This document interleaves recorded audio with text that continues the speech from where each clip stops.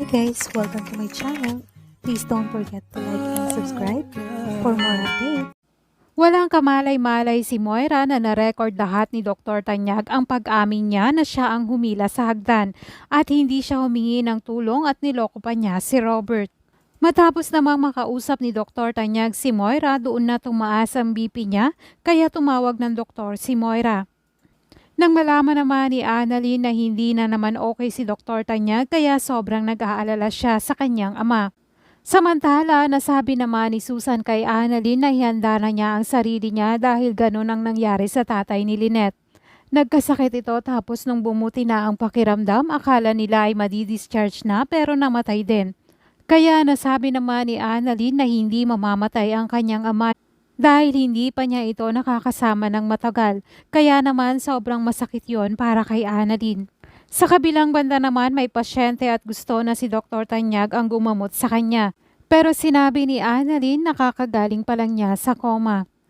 Sabat naman ni Karen na si Annalyn ay magaling din na doktor at anak siya ni Dr. Tanyag. Pero sinabi ng pasyente na may isa pang anak si Dr. Tanyag at siya ang legitimate na anak at yun ang gusto niyang gumamot sa kanya. Dahil yun naman ang gusto ng pasyente kaya agad na pinuntahan ni Annalyn si Zoe. Pero sinabi ni Zoe sa kanya na siya na ang bahala muna dahil nagpapatawag ng family meeting si Dr. Meneses. Kaya natanong naman ni Annalyn si Zoe kung ano ang nangyari sa kanyang ama. Pero dahil hindi pa rin pwedeng lumapit si Annalyn kaya hindi pa rin siya pwedeng sumali sa family meeting. Kaya wala namang choice si Annalyn kaya siya ang gagamot sa pasyente. Sa kabilang banda naman, tinawagan naman ni Joselito ang kapatid ni Dr. Tanyag at pinapapunta niya ito para dalawin si Robert.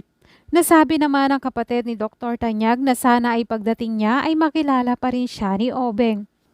Gayunpaman, matapos namang magamot ni Annalyn ng pasyente, sinabihan niya si Annalyn na mas inuuna pa ang kanyang trabaho kaysa sa tatay niya.